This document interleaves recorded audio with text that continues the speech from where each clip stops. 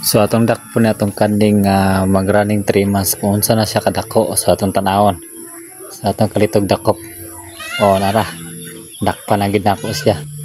So mao din ni atong running 3 months na kanding mga ka-farmers. So kani ka-farmers na anak ni siya atong May 7, 2025. So karon wala pa may gusto. So July pa ta karon, so napa na siya sa 2 months kapin. So tanawa mga ka-farmers kung unsa siya ka-healthy. Diba dali kay sa managko, dali kay nandagko. So mao ni gapon akong gihimo atong pag-anak niya, katong injika na kog iron dayon purga. So tanawa ang yung resulta, diba?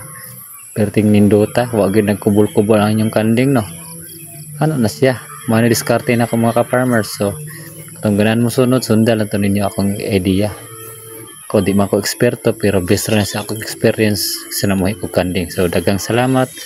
Oh, God bless you all mga ka-farmers.